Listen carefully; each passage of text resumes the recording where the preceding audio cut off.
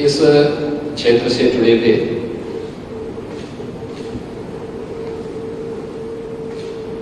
जो महत्वपूर्ण हस्तियां हैं उनके इस कॉन्क्लेव में उपस्थित श्री मोहनदास भाई जी, अमन गुप्ता जी, श्री रितेश अग्रवाल जी, आकाश चौधरी जी, श्रीमती मेघना जी,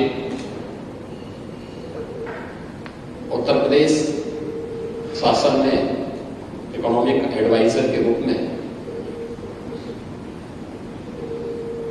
मेरे साथ सहयोग कर रहे हैं और मेरे मुख्यमंत्री कार्यालय से जुड़े हुए सभी अधिकारीगण भी यहां मौजूद हैं। मैं आप सबका इस अपने आप में पहले यूनिकॉर्न स्टार्टअप के इस कॉन्क्लेव में आप ब्रजभूमि में उपस्थित हुए हैं, आप सबका मैं हृदय से स्वागत करता हूं, अभिनंदन करता हूं।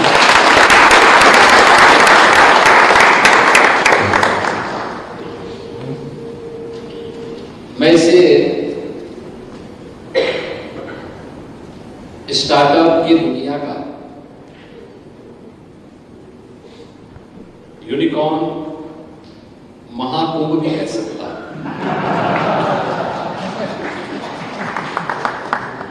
क्योंकि इस समय कुंभ सबकी निगाहों में है और महाकुंभ के प्रति जन का आकर्षण भी है।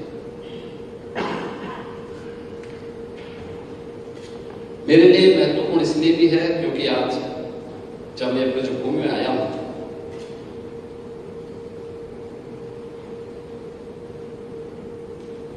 इसके पीछे इसका अपना एक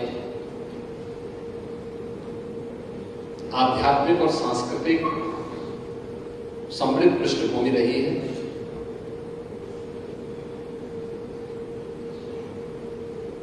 और लंबे कालखंड से इसने भारत की सभ्यता और संस्कृति को प्रभावित किया है। एक ओर हम आगरा में हैं और दूसरी ओर मुझे कल ही प्रयागराज से आने का अवसर प्राप्त हुआ। आज पुनः इस कॉन्क्लेव के बाद मुझे पुनः प्रयागराज पहुंचना है। प्रयागराज महाकुंभ में अब तक 65 करोड़ श्रद्धालु आ चुके हैं।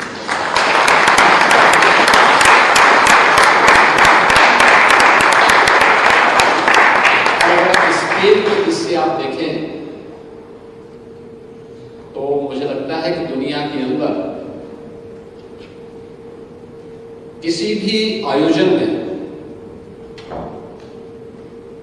आध्यात्मिक हो या किसी भी अन्य टूरिज्म के पर्पज से ही क्यों न हो, उस कार्यक्रम में, उस समारोह में इतनी बड़ी संख्या में एक निश्चित कालखंड के दौरान लोगों का जमा होना और उस आयोजन के प्रति श्रद्धा भाव के साथ एकजुट होना, यह अपने आप में इस सदी की दुर्लभतम घटनाओं में से एक है। और वह भी उत्तर प्रदेश में हमारी सरकार को आयोजित करने का अवसर प्राप्त हो रहा है। तो एक और प्रयागराज की धरती में जब हम कुंभ की बात करते हैं तो महाकुंभ या कुंभ का इतिहास हमें इस बात को सोचने के लिए मजबूर करता है कि भारत की ऋषि परंपरा में भारत के अंदर 4 महत्वपूर्ण स्थानों पर इन आयोजनों को प्राचीन काल से ही आयोजित करने की एक व्यवस्था दी है, जिसमें उत्तर प्रदेश के प्रयागराज में, उत्तराखंड के हरिद्वार में, मध्य प्रदेश के उज्जैन में और महाराष्ट्र के नासिक त्र्यंबकेश्वर में ये 4 पवित्र आयोजन होते हैं। भारत की ऋषि परंपरा इस बात को के बारे में बहुत पहले से ही उनके मन में ये बात जरूर रही होगी कि एक समय ऐसा भी आएगा जब व्यक्ति अपनी परंपरा और अपनी संस्कृति से कुछ कटा हुआ महसूस करेगा, तो उन स्थितियों में उन्हें जोड़ने का एक माध्यम बनेगा। और उन्होंने इन सभी आयोजनों को एक धार्मिक और आध्यात्मिक आयोजन के साथ जोड़ा। ये धार्मिक और आध्यात्मिक आयोजन तो थे ही, क्योंकि भारत प्राचीन काल से गुरुकुलों की परंपरा के साथ जुड़ा हुआ था। आपने इस बात को देखा होगा, इस बात को महसूस करते होंगे कि प्रभु श्री राम जब दंडकारण्य में जाते हैं, 14 वर्ष का उन्हें वनवास होता है, वे चित्रकूट में जाते हैं। चित्रकूट में 14 वर्ष में से 12 वर्ष उन्होंने व्यतीत किए, लेकिन उनकी समझ में नहीं आया कि मेरे वनवास का उद्देश्य क्या था। वनवास का उद्देश्य क्या है, यह समझने के लिए वे महसूस किए कि मैंने तो 14 वर्ष में से 12 वर्ष का समय तो ऐसे व्यतीत कर दिया है, लेकिन उद्देश्य है क्या? तो उन्होंने कहा नहीं, उद्देश्य छुपा हुआ है। और वो कहां है? वो दंडकारण्य में। दंडकारण्य की जब बात हुई तो उनके सामने दोनों बातें सामने आई। एक कि ऋषि मुनि यहां तपस्या कर रहे हैं, लेकिन साथ साथ राक्षस भी उनका वध कर रहे हैं। यहां जनजीवन अस्त व्यस्त है। अस्त व्यस्त होने के पीछे के कारणों को जब उन्होंने ढूंढा तो उन्होंने पाया कि भारत की ज्ञान की परंपरा के प्रति दुराग्रह रखने वाले जो राक्षसी प्रवृत्ति है वह उन्हें बाधित करती है। और यह दृश्य उनके सामने तब भी आया था जब बक्सर में महर्षि विश्वामित्र के एक विशिष्ट यज्ञ के आयोजन में मारी, सुबाऊ और ताड़का जैसे राक्षस विघ्न बाधा पैदा करके उस आयोजन को बाधित कर गए थे। दंडकारण्य केवल एक ऋषि भूमि नहीं है, भारत की आध्यात्मिक और ज्ञान की परंपरा का प्रवाह भी है। और जैसे ही भगवान राम ने वहां प्रवेश किया तो संघर्ष प्रारंभ हो गया। आप मुझे बताइए कि अगर भगवान राम इन 14 वर्षों को चित्रकूट में ही व्यतीत करते हुए वापस आ गए होते तो अयोध्या के राजकुमार बन जाते, राजा बन जाते, इसमें कोई संदेह नहीं। लेकिन लोग पूज्य नहीं बन पाते। लोग पूज्य वे तब बने जब उन्होंने उत्तर से दक्षिण तक भारत की ज्ञान की परंपरा को निर्बाध रूप से आगे बढ़ने का एक अवसर दिया। और ज्ञान के इस प्रवाह को अगर आप देखें तो चारों स्थानों पर जो 4 महाकुंभ होते हैं 12-12 वर्ष के अंतराल में, कॉन्ग्रेस 3 और 4 वर्ष के अंदर एक आयोजन किसी एक स्तर पर आयोजित होता है। यह वास्तव में भारत की चिंतन परंपरा को आगे बढ़ाने के ही आयोजन है। आध्यात्मिक और ज्ञान की परंपरा को चिंतन में बदलने और फिर उसको व्यवहारिक धरातल पर उतारने के लिए उत्तर, दक्षिण, पूर्व, पश्चिम से भारत की ऋषि परंपरा एकत्र होती थी, उन पर चिंतन करती थी, समाज के लिए गाइडलाइन तय करती थी, जो समय समय पर विभिन्न स्मृतियों के माध्यम से भी समाज के सामने है और फिर समाज उसका अनुसरण करता था। अब याद करिए, हर तीसरे चौथे वर्ष में एक इस प्रकार का बड़ा आयोजन होता है। भारत की ज्ञान की इस परंपरा को लिपिबद्ध किए हुए बहुत समय नहीं हुए। याद करना कि एक परंपरा पहली बार संहिताबद्ध होती है भगवान वेदव्यास के समय में, आज से 5000 वर्ष पहले। दुनिया की दृष्टि से ये बहुत पुराना है, लेकिन हमारी दृष्टि से बहुत अर्वाचीन है, यानी नया है। क्योंकि 5000 वर्ष पहले तो हमारा त्रेता युग, द्वापर यानी त्रेता का समापन था, द्वापर की शुरुआत थी, और द्वापर का समापन था और कली युग का प्रारंभ था। तो उससे पहले भी पूरा द्वापर चला गया, पूरा त्रेता चला गया, पूरा सतयुग चला गया, युगों की एक परंपरा, और ये 7वां मनवंतर है। यानी एक लंबी परंपरा भारत की ऋषि इसको किस रूप में मानती रही है। तो अगर भारतीय संस्कृति की दृष्टि से, सनातन धर्म की संस्कृति की दृष्टि से देखेंगे तो ये अर्वाचीन है, लेकिन दुनिया की दृष्टि से देखेंगे तो 5000 वर्ष पुराना दुनिया के अंदर मुझे लगता है किसी का भी इतिहास आपको देखने को नहीं मिलेगा। ऐसे ही तमाम प्रकार के मंथन और इस प्रकार के चिंतन के कुछ अवसर और भी आए हैं, जिनमें नैमिषारण्य का नाम भी आता है। पहला जो पुराण भगवान वेदव्यास ने अपना रचा था वह श्रीमद् भागवत महापुराण रचा था, और 18 पुराण की न्यू उसी शैली से आगे रचे जाने हैं।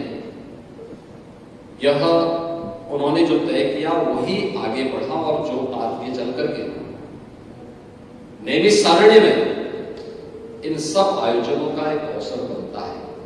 इसमें आज से 3500 वर्ष पहले 88,000 ऋषियों को उसी नैमिषारण्य में एकत्र होने का एक अवसर प्राप्त हुआ था, जिसमें उन्होंने सभी पुराणों के बारे में, उप पुराणों के बारे में, भारत की वैदिक और पौराणिक ज्ञान की परंपरा को लिपिबद्ध करके वर्तमान पीढ़ी को उन्होंने फिर उसे प्रदान किया।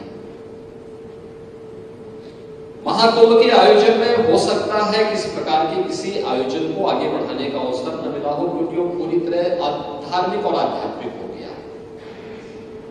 हमने ज्ञान की इस भौतिक परंपरा को अध्यात्म से अलग करके ये मान लिया कि इसमें अब बहुत कार्य करने का दायित्व तो यह सब आज के बुद्धिजीवियों में है, उन्हीं के ऊपर हमने छोड़ दिया है। हम अपनी अकादमिक संस्थाओं के ऊपर इन कार्यों को छोड़ दिया।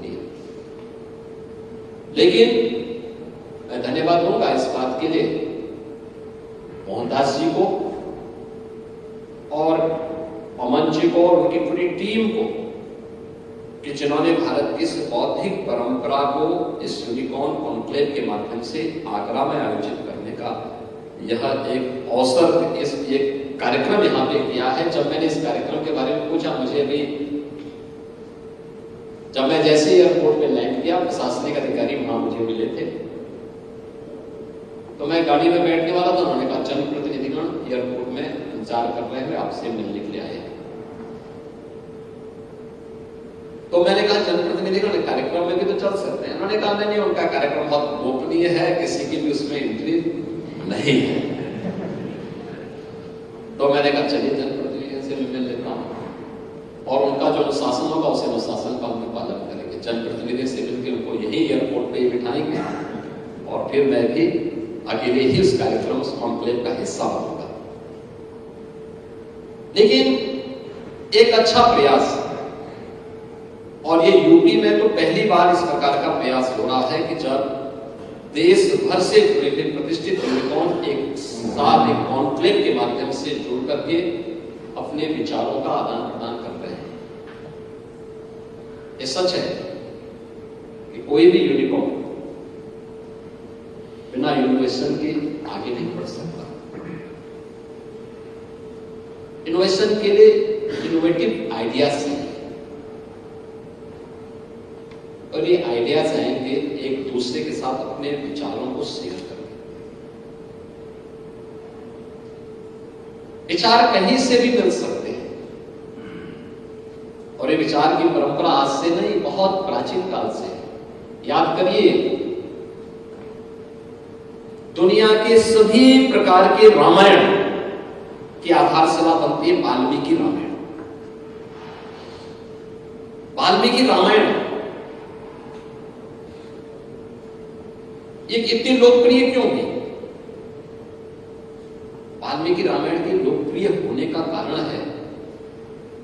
कि महर्षि वाल्मीकि ने उसे व्यवहारिक संस्कृत में नहीं रचा, बोलचाल की संस्कृत में रचा। व्याकरण की संस्कृत नहीं है, व्यवहारिक संस्कृत है, जिसको हम सामान्य बोलचाल की भाषा में करते हैं। इसलिए कोई भी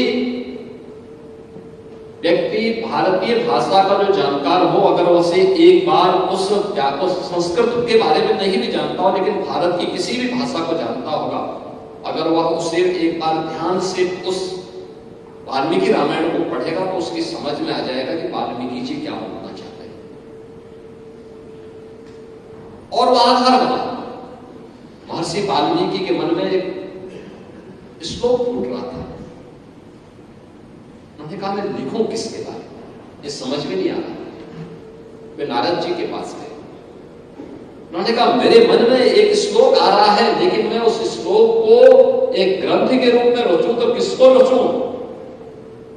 तो नारद जी ने कहते हैं कि इस प्रकार का पुरुष तो एक ही है, जो परम पुरुष है और वह श्री राम है। उनको आधार बना करके आप इस ग्रंथ की रचना करें। आप मुझे बताइए कि अगर विचारों का आदान प्रदान नहीं होता तो क्या रामायण जैसा ग्रंथ हमारे सामने आ पाया होता? नहीं आ पाता।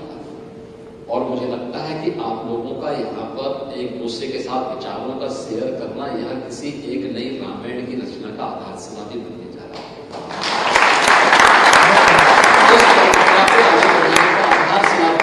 यही भारत की परंपरा है। उत्तर प्रदेश जैसे राज्य की जब हम चर्चा करते हैं, मैं धन्यवाद दूंगा मोहन दास जी को भी, नचिकेता जी को भी और उनकी पूरी टीम को। उत्तर प्रदेश सरकार के साथ इन लोगों का इंटरेक्शन पिछले काफी दिनों से चल रहा है। लगातार ये लोग अपना उत्तर प्रदेश सरकार को अपने विचारों से भी अवगत कराते हैं। हमें पॉलिसी मेकिंग में कहां पर किस प्रकार के कदम उठाने चाहिए, तो प्रधानमंत्री मोदी जी के विजन को और उत्तर प्रदेश जैसे राज्य को $1 ट्रिलियन की इकोनॉमी बनाने के उनके विजन को हम प्रभावी ढंग से आगे बढ़ा सके। और मुझे लगा बहुत अच्छे ढंग से इन लोगों ने काफी व्यवहारिक धरातल पर कार्य किया है और अपने अनुभव का लाभ जब लोग हमारी टीम को देते हैं, हमारी टीम प्रभावी ढंग से इसको आगे बढ़ाती है। स्टार्टअप की संस्कृति को एक नया आयाम मिला है जब प्रधानमंत्री के रूप में मोदी जी ने इस देश के अंदर कार्यभार ग्रहण किया। लोगों के मन में एक विश्वास पैदा हुआ।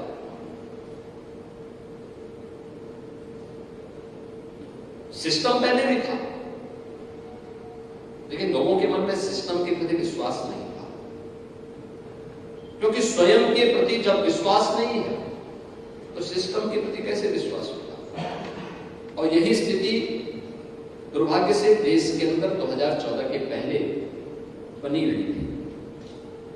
लोग एक दूसरे पे विश्वास नहीं करते थे, स्वयं पे विश्वास नहीं करते थे, देश के सिस्टम पे उनका विश्वास मुरझा चुका था।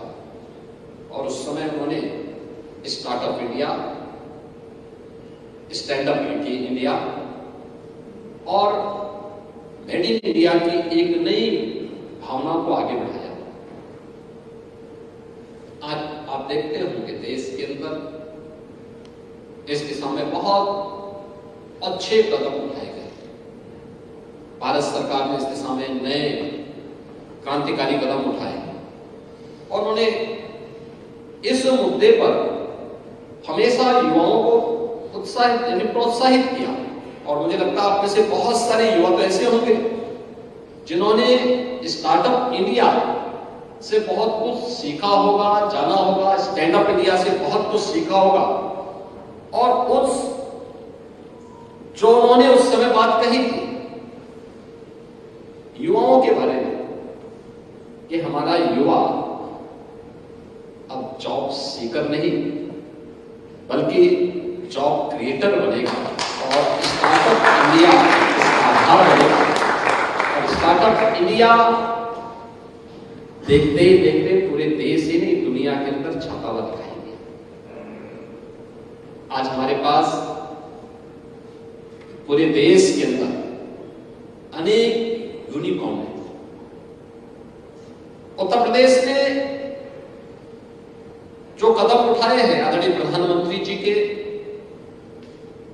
निर्देशन में, 14,000 से अधिक स्टार्टअप्स अकेले यूपी में है और इनमें से लगभग 7,000 ऐसे हैं जिनको केवल महिलाएं लीड कर रही हैं अलग अलग क्षेत्र में। और मेरा मानना है कि ये केवल फिनटेक में ही नहीं है, जीवन के अलग अलग फील्ड में इन्होंने कुछ नया करके दिखाया है। हम बहुत हैं कि यूपी जैसे राज्य में फिजिक्स वाला में भी एक यूनिकॉर्न बन गया।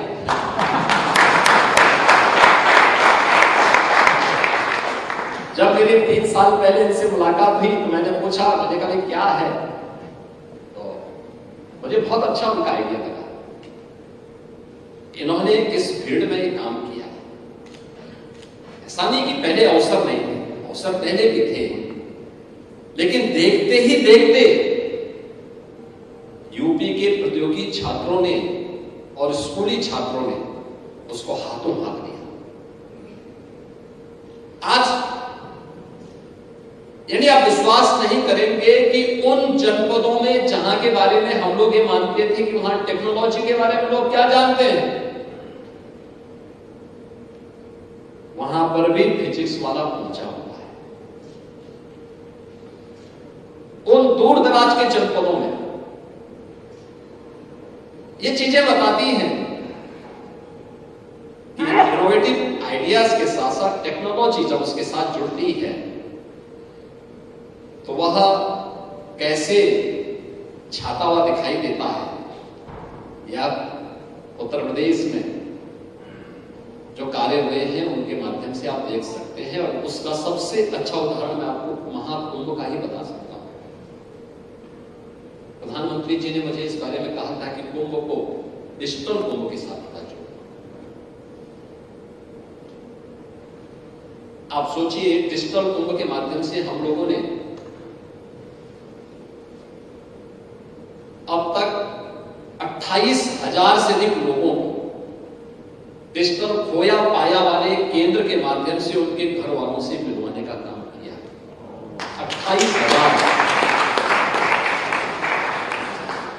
अनुमान करिए, जिनके बारे में कांग्रेस अध्यक्ष कहते हैं कि साहब महाकुंभ में हजारों लोग मारे गए, हजारों मारे नहीं गए, डिजिटल खोया पाया केंद्र उनको उनके घरों से मिलाने का काम कर रहा है। जो कि उनकी दृष्टि नेगेटिव है, इसलिए वह ये मानते हैं कि वे नहीं है, लेकिन वे हैं और अपने परिवार वालों से मिल रहे हैं। आप अनुमान करिए 28,000 लोग ऐसे जिनको मिला दिया गया। हाँ, जो कि भीड़ थी, आप मान के चलिए प्रयागराज सिटी के अंदर कितनी की आबादी है। प्रयागराज सिटी को क्षमता उसकी 22 से 25 लाख लोगों को अपने अंदर समाहित करने की। महाकुंभ का जो क्षेत्र है, हम मान करके चलते हैं कि 25 से 30 लाख लोग वहां पे एक साथ इकट्ठे हो सकते हैं। लेकिन जिस सिटी में एक साथ 5 से लेके 10 करोड़ लोग आ जाएं एक ही दिन में, और फिर उन्हें डिस्पर्स करने के लिए हम कोई फोर्स का उपयोग तो करेंगे नहीं, क्योंकि श्रद्धा भाव से आया है, स्नान करें, लेकिन वह शांतिपूर्ण तरीके से अपने घर की ओर भी प्रस्थान कर जाए। हमने ट्रेन चलाई, बसें चलाई और उन्हें भेजने की कार्रवाई की तो बहुत सारे लोग पिछड़े होंगे, लेकिन साथ साथ हम लोगों ने उसके लिए QR कोड भी दिए, उनको हम लोगों ने डिजिटल टूरिस्ट मैप भी उपलब्ध करवाए, उन्हें हर प्रकार की सुविधा दी और उसके उपरांत उनके साथ संवाद संपर्क भी होना प्रारंभ हुआ। वे सभी एक एक करके मिलते गए और फिर उनके परिवार के लोगों को नजदीक के पुलिस स्टेशन के माध्यम से उन लोगों तक पहुंचाने की व्यवस्था हुई और वे सभी लोग अपने अपने घरों को सुरक्षित वापस जा चुके। ये टेक्नोलॉजी का ही परिणाम है। अगर टेक्नोलॉजी नहीं होती बहुत कठिनाई होती। प्रयागराज की एक घटना तो ऐसी भी है जिसमें एक व्यक्ति अपने घर से निकल गया। वो जिद कर रहा था कि नहीं, मैं किसी भी स्थिति में मौनी अमावस्या के दिन संगम में ही मुझे स्नान करना, मुहूर्त होने पर। अचानक रात्रि में 1 और 2 बजे के बीच में एक स्टैम्पेड की घटना घटित होती है। कुछ लोगों की दुर्भाग्यपूर्ण मौत होती है। तो घर वालों ने और मोहल्ले वालों ने समझ लिया कि वह व्यक्ति भी मर गया होगा, लेकिन वो मरा नहीं था। वो तो घर से जिद करके गया था और भंडारे जगह जगह लगे थे, तो भंडारे खाने में मस्त था। 13वें दिन घर के लोगों ने, मोहल्ले के लोगों ने उसकी 13वीं की तैयारी कर दी और तब तक वो सांझ से ई रिक्शा में बैठकर अपने घर पहुंच गया। और अपने घर पहुंचता है, लोग देख के बहुत चढ़ते कि क्या ये वही है? कहा कि भाई कहां थे अब 12 दिन? उसने कहा कि तू बता, इतना अच्छा खाना पीने की व्यवस्था थी, खा पी करके वापस आ रहा हूं। उससे पूछा ये सब क्या है? कहा कि ये सब तुम्हारे लिए आयोजन किया जा रहा था। तो उसने कहा मैं तो जीवित हूं। आप आश्चर्य करके इस प्रकार के दृश्य हुए। लेकिन महाकुंभ के स्केल को महाकुंभ में जाकर के ही अनुमान लगाया जा सकता है। ऐसे ही स्टार्टअप की दुनिया है। एक विचारों का आदान प्रदान आपका बहुत महत्वपूर्ण है।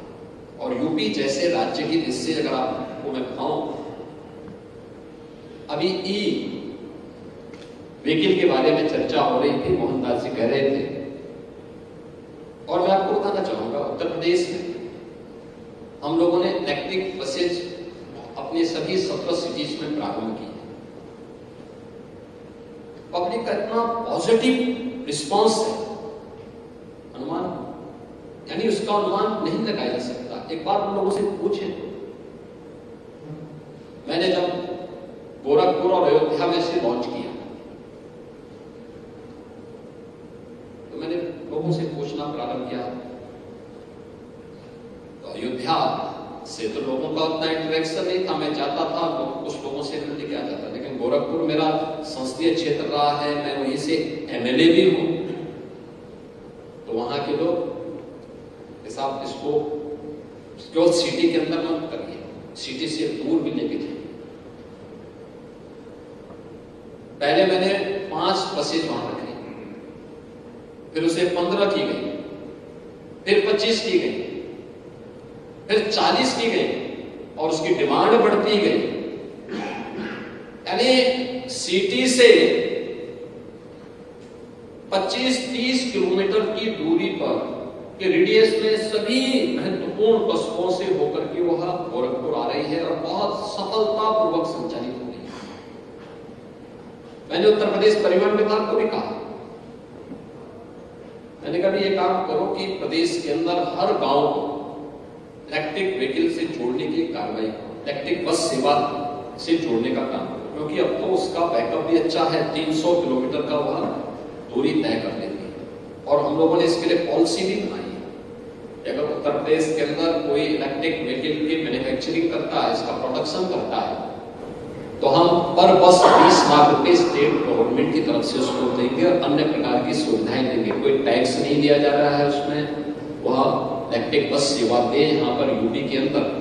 और बहुत अच्छी पॉलिसी हमने यहाँ पर दी है। इसमें हमारे पास कुछ प्रस्ताव आए हैं। मेरा मानना है कि अगले 3-4 महीने में हम लोग उत्तर प्रदेश के अंदर इलेक्ट्रिक व्हीकल की जो पॉलिसी है उसके अंतर्गत इलेक्ट्रिक व्हीकल के प्रोडक्शन के कार्यक्रम को भी आगे बढ़ा चुके हैं। एक बड़ा निवेश एफडीआई का है, वह यूपी के अंदर हिंदुजा ग्रुप ने लखनऊ में प्रारंभ कर दिया। मेरा यह मानना है कि अकेले यूपी को 1.5 लाख बसें चाहिए, और जो भी आएगा उसके सामने एक खुला मार्केट है। देश के अंदर सबसे अधिक इलेक्ट्रिक व्हीकल वर्तमान में यूपी के पास है। और कितनी डिमांड है, कितने जॉब दे रहा है, एक नई संभावना उसमें बन सकती है। एग्रीकल्चर के क्षेत्र में, एग्रीटेक के मामले में हम लोग कार्य कर रहे हैं। हमने इसके लिए 4,000 करोड़ रुपए का अपना एक फंड भी क्रिएट किया है। और मेरा यह मानना है कि उत्तर प्रदेश के अंदर, उत्तर प्रदेश वर्तमान में खाद्यान्न उत्पादन में देश में नंबर 1 पर है, गन्ना उत्पादन में नंबर 1 पर है, शुगर उत्पादन में नंबर 1 पर है, इथेनॉल उत्पादन में भी नंबर 1 पर है। मेरा यह मानना है जितना वर्तमान में हम उत्पादन कर रहे हैं उत्तर प्रदेश की धरती में, इससे 3 गुना अधिक उत्पादन करने की सामर्थ्य है, क्योंकि सबसे फर्टाइल लैंड हमारे पास है, सबसे अच्छा जल संसाधन हमारे पास है, अच्छी कनेक्टिविटी है, अच्छा मार्केट भी है। हम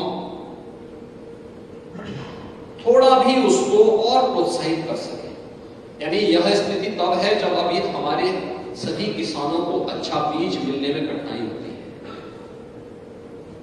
मार्केट की कठिनाई होती है, एफपीओज उस मजबूती के साथ अभी कार्य करना प्रारंभ नहीं कर पाए, वेयर हाउस की कमी है। ये सभी चीजें अगर वहां पर उनको उपलब्ध करा दिया जाए और फूड प्रोसेसिंग के साथ और एक्सपोर्ट के साथ हम जोड़ दें, ये क्षमता वर्तमान क्षमता से 3 गुना अधिक बढ़ सकती है। और ये सामर्थ्य हम लोगों ने स्वयं भी देखी है। मैं आपको एक छोटा सा उदाहरण बताता हूं। मुझे गोरखपुर में खेती भी देखनी पड़ती है, क्योंकि मैं मंदिर में भंडारा चलाता हूं।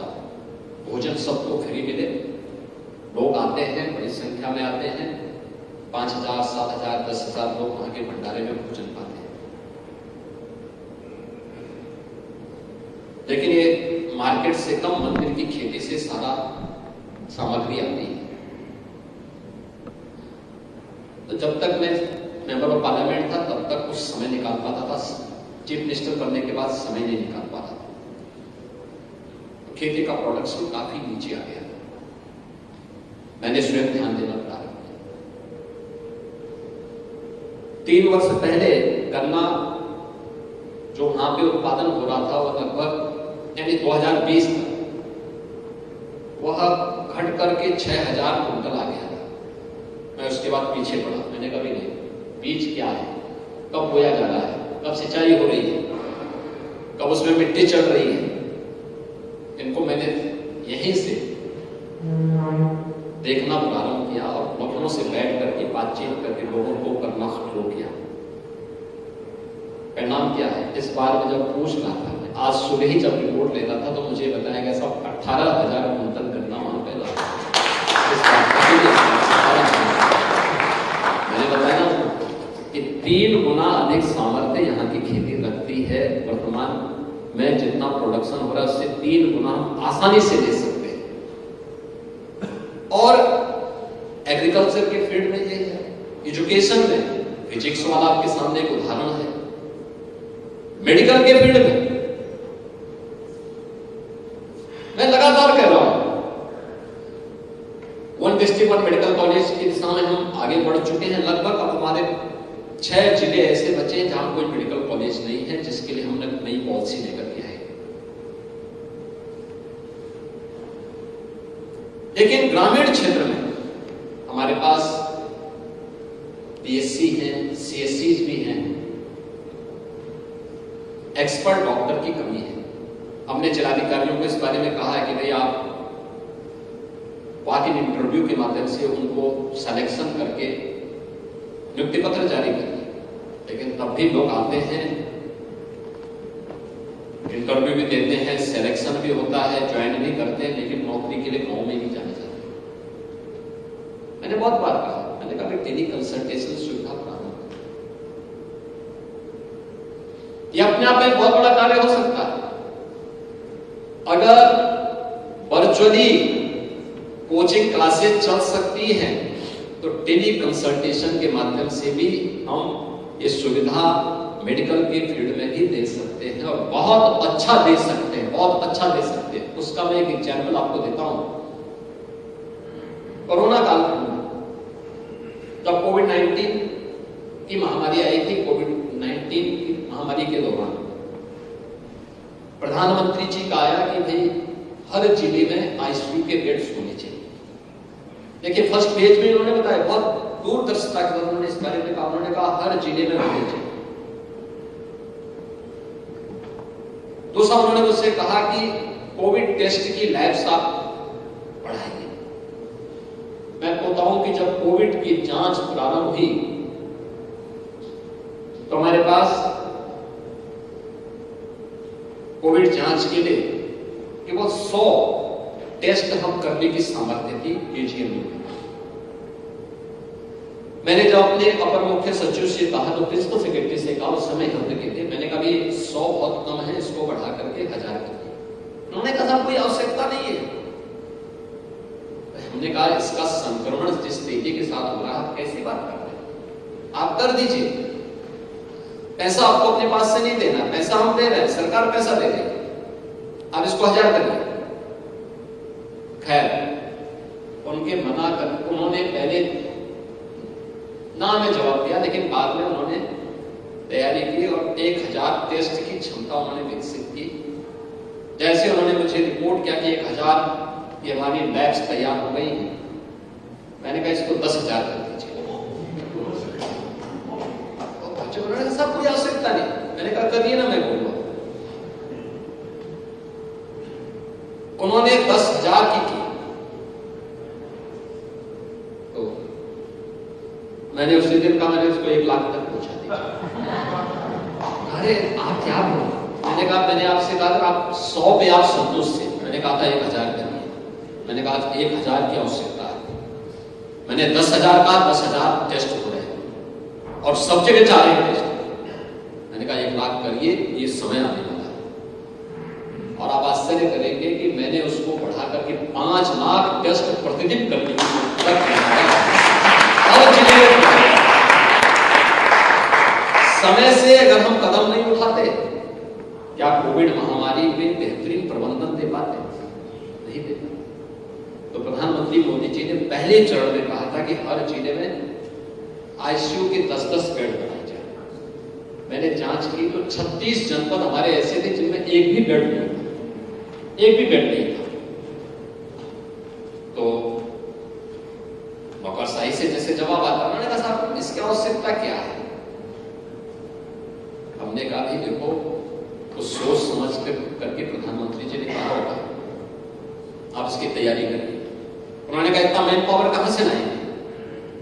मैंने कहा एनेस्थेटिक तो हर जिले में 1-1, 2-2 तो होंगे, उनको बुलाओ और पहले हम उनको SCPGI, उत्तर प्रदेश का सबसे अच्छा चिकित्सा संस्थान है, मैंने कहा SCPGI में हम उनको एक मास्टर ट्रेनर बनाएंगे। मैंने 10 दिन की ट्रेनिंग उनकी रखवा दी, हर जिले से बुलवा देंगे। और फिर SCPGI, KGMU और RMM, इन 3 संस्थान जो लखनऊ में है, इन तीनों संस्थानों से मैंने कहा कि काम करो, शाम को 5 बजे से 6 बजे के बीच प्रतिदिन अलग अलग जनपद मैंने उनको आवंटित किए और उनको कहा कि भाई आपको वर्चुअल आईसीयू के रूप में इनको गाइड करना, और उन जनपदों में अगर कोई समस्या होगी तो आपको फिजिकली वहां पहुंचना है। आपको जो चाहिए, आपको स्टेट प्लेन चाहिए, स्टेट प्लेन मिलेगा, आपको हेलीकॉप्टर की सुविधा चाहिए, हेलीकॉप्टर मिलेगा, जो चाहिए आपको मैं सुविधा दूंगा, लेकिन वहां फिजिकली भी जाना पड़ेगा। और आश्चर्य करेंगे कि हम लोगों ने वर्चुअल आईसीयू कोविड-19 के दौरान प्रदेश के सभी 75 जनपदों में संचालित किए, सभी 75 जनपदों। और मेरा मानना है कि आप मेडिकल के फील्ड में टेली कंसल्टेशन हम दूर दराज के गांवों में बेहतरीन तरीके से नहीं दे सकते, दे सकते। अब तो उस प्रकार के ATM भी आ गए, वे भी सुविधा दे रहे हैं, हम उस फील्ड में भी कर सकते हैं, कार्य कर सकते हैं। तो जीवन के अलग अलग क्षेत्र में हम इन कार्यक्रमों को आगे बढ़ा सकते हैं। उत्तर प्रदेश में एक अन्य कार्य हम लोगों ने किया था, जो मैं आपको एक एग्जाम्पल दूं, ये भी कोविड-19 के दौरान किया था। वो था बैंकिंग क्रॉस्पॉन्डेंट सखी का, वीसी सखी।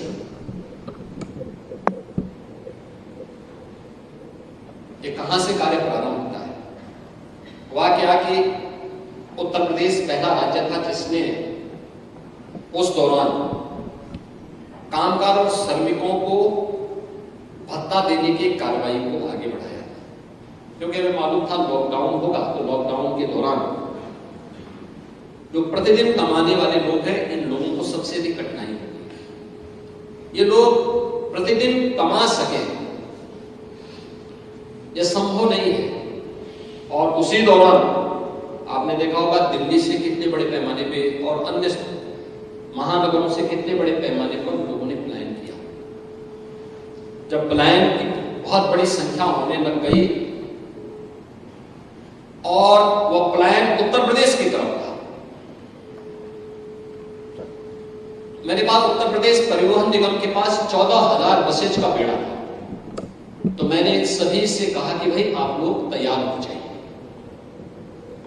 उन्होंने कहा क्या करना है? मैंने कहा भाई आप मास्क लीजिए, सैनिटाइजर लीजिए, आपको और भी कुछ चाहिए तो आप बताइए, आपको जितनी मजदूरी चाहिए, जितना आपको पैसा चाहिए ये भी बताइए, लेकिन आपको इन लोगों को उठा करके हर जनपद में लेके जाना है। और मैंने गाजियाबाद, गौतम बुद्ध नगर, बुलंदशहर, मेरठ, हापुड़, इन जनपदों में अलग अलग सेंटर बना करके इन लोगों से कहा कि भाई आप लोग अलग अलग जनपद के लोगों को उन जनपदों तक पहुंचाने के लिए वाहनों का उपयोग करो। जो आता है उसको खाने के लिए भोजन मिले, पीने के लिए पानी मिले, और वाहन से उनको उन जनपदों तक पहुंचाना है। और प्रत्येक जनपद में हमने क्वारंटीन सेंटर बनाया। जब मैं इस कार्य को कर रहा था तो मुझे तमाम हमारे मुख्यमंत्रीगण मुझे कहते थे कि सब क्या करना है, ये सब बवाल अपने सिर में क्यों ले लिया आपने? मैंने कहा बवाल नहीं भाई, मेरी जिम्मेदारी है।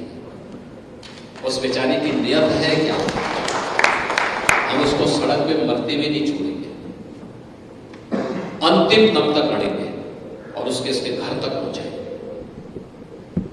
प्रधानमंत्री जी ने अप्रिशिएट किया कि नहीं आप उठाएंगे, कोई बात नहीं। ये लॉकडाउन लोगों के लिए है, लोगों को बचाने के लिए है, और ये भी उनको बचाने का एक अभियान है। इनको सुरक्षित पहुंचाने में जो योगदान कर हो सकता है आप करिए, कोई दिक्कत नहीं। आपने देखा होगा बहुत सारे राज्यों ने मना कर दिया, लेकिन मैं उस दौरान 40 लाख यूपी के कामगार और श्रमिकों को तो उठाया ही था। बिहार, झारखंड, वेस्ट बंगाल, असम, उड़ीसा, यहां के भी जितने लोग आए थे सबको मैं ही उत्तर प्रदेश में उनको रखा था। लगभग 1 करोड़ से अधिक लोगों को उत्तर प्रदेश में अलग अलग जनपदों में। और लोग कैसे याद करते, जब लॉकडाउन के बाद मैंने हर जिला प्रशासन से कहा था कि जब उत्तर प्रदेश का जो व्यक्ति होगा वह अपने घर को जाएगा, क्योंकि हम उस समय 1-1 महीने का क्वारंटीन था। तो मैंने कहा क्वारंटीन पीरियड के बाद जब ये अपने घर को जाएगा तो उसको 15 दिन का राशन, केरोसिन और एक भत्ता, कम से कम 2,000 रुपए का भत्ता उसके घर गृहस्थी को चलाने के लिए उसको उपलब्ध करवा देना और उसके घर तक उसको पहुंचाने की व्यवस्था। लेकिन जो यूपी के बाहर के हैं वे राशन लेके नहीं जा पाएंगे, क्योंकि बोझा उनके पास ज्यादा होगा, सामान उनके पास अपना भी है, लेकिन कम से कम भोजन करवा करके 1-1 पैकेट भोजन उनको रास्ते के लिए भी दे देना और पानी की बोतल भी देना।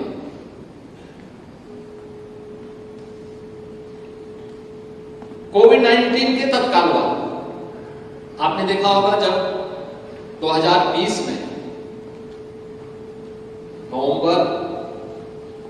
अक्टूबर-नवंबर में बिहार विधानसभा के चुनाव में, मैं बिहार विधानसभा के चुनाव में गया था,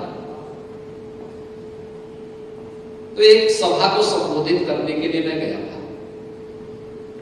मैं सभा को संबोधित कर रहा हूं, तब तक पीछे से एक लड़का, एक आदमी डिब्बे को लेकर के लहरा करके मुझे कह रहा, योगी जी तो सुरक्षा वाले उसको रोक रहे थे। सुरक्षा वाले तो रोक रहे थे इस बात को लेकर, पता नहीं ये प्रदर्शन करने के लिए आया है, डिस्टर्बेंस करने के लिए आया है, या हो सकता है कि सुरक्षा में सेल लगाने के लिए आया है। आप आश्चर्य करेंगे कि व्यक्ति, जब मैंने सुरक्षा वालों से मैंने कहा आने तो भाई अकेले व्यक्ति है, काहे परेशान, फोर्स फिर भी रोक रहे थे। मैंने कहा नहीं, उसको नजदीक आने दो, बॉम्बे होगा तो इतना लंबा थोड़ा फेंक देगा उनकी जो। मैंने कहा मैं तो मंच पे हूं, लेकिन जितने नजदीक आ सकता है तो आया। उसने कहा योगी जी डिब्बा आपने मुझे दिया। मैंने कहा साहब फलाने जिले में मैं था, और जब गए वहां से तो वहां के प्रशासन ने हमें भोजन का पैकेट दिया था चाहते हुए, और इसी को हमने अपनी सरकार को दिखाया था, देखो योगी जी ने हमें आते समय में भोजन दिया। तो खिलाए, लेकिन जब मैं हमें वहां से प्रस्थान किए तब भी तो मंच पे जो लोग थे मुझे देखने लगे, कहा ये क्या है। मैंने कहा कोरोना के दौरान जब लोग भगाए जा रहे थे तो यूपी उनको भोजन खिला रहा था। उन्होंने कहा कि आपने सब बिहार के लोगों को खिलाया। मैंने कहा बिहार के लोगों को तो खिलाना हमारा दायित्व है, क्योंकि हमारी माता सीता तो उसी बिहार की रहती है, उनको तो हम लोग खिलाएंगे ही खिलाएंगे। देखिए, गरीब या किसी व्यक्ति के लिए कुछ करेंगे तो भारत की परंपरा है, वह उसके प्रति कृतज्ञता ज्ञापित करता है। और मैं उस युवा को इस बारे में कहूंगा कि वह व्यक्ति, उसके पास शब्द थे जो उस डिब्बे को संभाल करके रखा। अक्सर होता खा करके लोग फेंक देते, फेंका नहीं था, उस खाली डिब्बे को संभाल के रखा। उसने कहा था ये आपने आपके यहां से मुझे मिला था, मैंने इसी में भोजन किया था। आप देखिए 6 महीने के बाद उस व्यक्ति ने संभाल के रखा हुआ था।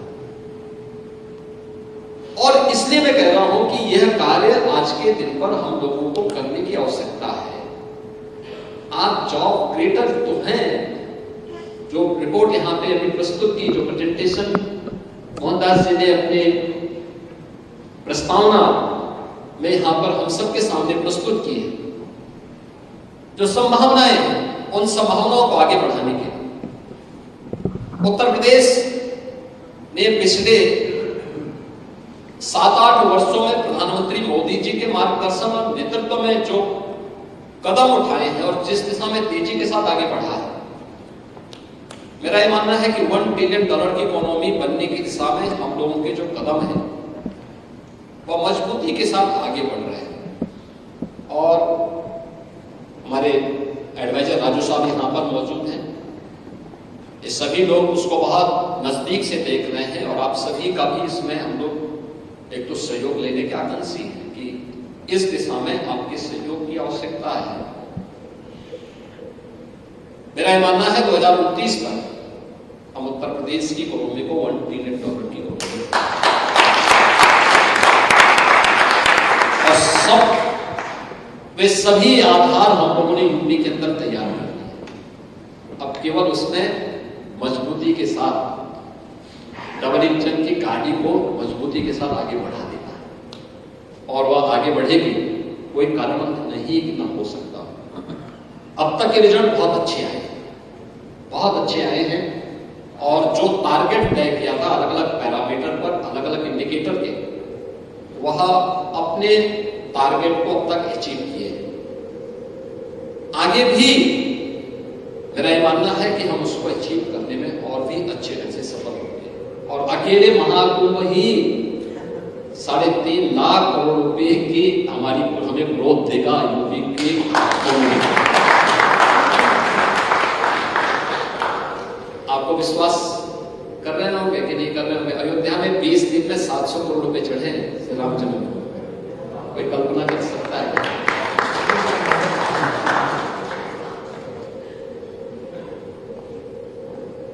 एक एग्जाम्पल मैं प्रयागराज का आपको दे रहा हूं। नवंबर में हमें एक प्रस्ताव मिला था प्रयागराज में। एक सज्जन ने कहा कि साहब मैं यहाँ 12 ज्योतिर्लिंगों का एक रेप्लिका तैयार करना चाहता हूं, हमें लैंड दे दीजिए। नगर निगम से कहा गया कि भाई देखो विचार करो। 2 शर्तें रखी गई। एक, रिप्लिका तैयार होगी तो प्रधानमंत्री जी जिस पर ध्यान देते हैं कि कोई भी, यानी जितना भी वेस्ट है, ये वेस्ट नहीं, वेस्ट को वेल्थ में बदलने की, तो ये शर्त हुआ कि भाई जितना भी रॉ मटेरियल स्टील का स्क्रैप जितना भी होगा, इससे रिप्लिका तैयार होनी चाहिए, इससे और प्लास्टिक से। सहमत था। दूसरी शर्त यह थी कि भाई भारत के मानचित्र पर, भारत के नक्शे पर, जो भारत का मैप है, इसमें 12 ज्योतिर्लिंग और 6 अन्य महत्वपूर्ण ज्योतिर्लिंग के जो भी कोऑर्डिनेट होंगे उसके हिसाब से ही उन्हें रखना पड़ेगा। उसने दोनों शर्तें स्वीकार की। जनवरी 1 वीक में उसने तैयार किया। 14 करोड़ रुपए उसने इन्वेस्ट किए। जनवरी 1 वीक में उसने तैयार किया। मैं गया, मैंने उसको उद्घाटन किया, मैंने देखा नहीं। उसने केवल रिप्लिका तैयार की और एक वीडियो, ऑडियो वीडियो के माध्यम से उसने उस ज्योतिर्लिंग के बारे में विस्तार से वहां पर प्रस्तुत किया। हर एक ज्योतिर्लिंग के पास उस ज्योतिर्लिंग के बारे में, महाकाल के बारे में, काशी विश्वनाथ के बारे में, केदारपुरी के बारे में, सब जगह की 5 फरवरी को प्रधानमंत्री मोदी जी आए। संजोग से उसके 2 दिन पहले भी मैं प्रयागराज में था, तो मैंने पूछा वहां पे, मैंने कहा क्या रिजल्ट है उसका शिवालिक पार्क का। उसका नाम शिवालिक पार्क है। 10 जनवरी से 31 जनवरी के बीच 21 दिन उसका जो प्रॉफिट था वो 200 गुना था। यानी 14 करोड़ तो अपना कमा ही लिया, 14 करोड़ की कमाई नगर निगम को भी दे दी।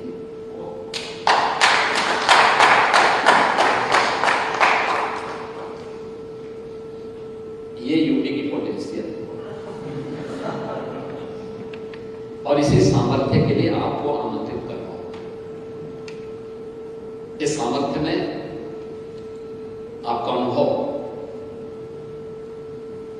आपका इनोवेशन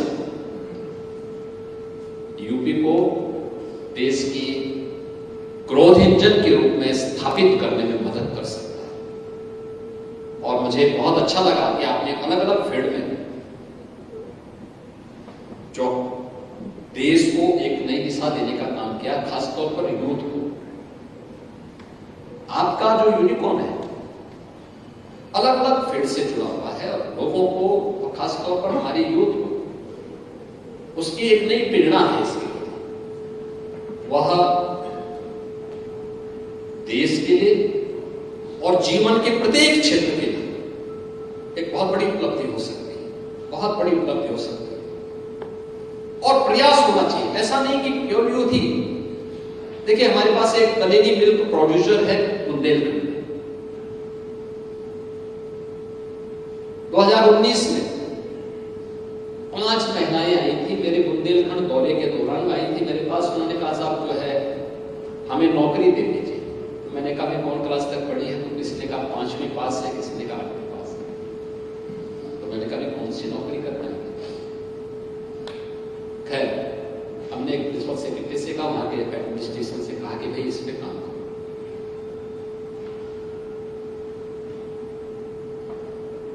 तो वहां की कुछ पैसा अगर राज्य सरकार से हम दें और एक मिल्क प्रोड्यूसर का गठन करते हुए ये लोग कार्य प्रारंभ करें कि ट्रेनिंग हो जाए, इस कार्य प्रारंभ करें।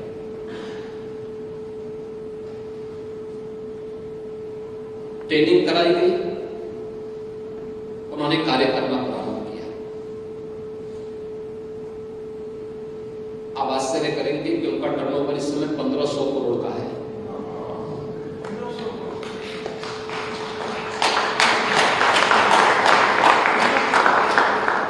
और उनके साथ जुड़ी हैं इस समय 42,000 महिलाएं।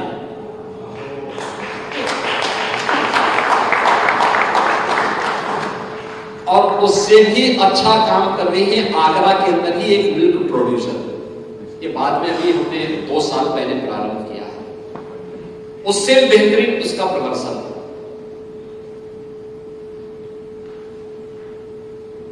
मैं इसीलिए आपसे कहना चाहता हूं उत्तर प्रदेश की अनंत संभावनाओं में जो सामर्थ्य छुपी हुई है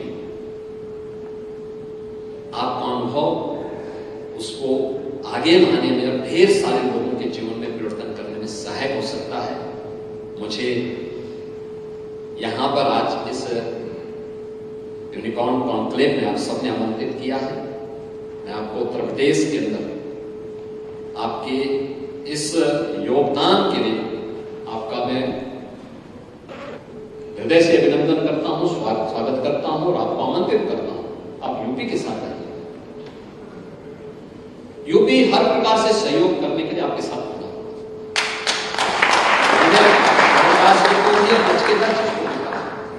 नचकेता जी दोपहर हमारे पूरी टीम का हिस्सा बनने जा रहे हैं।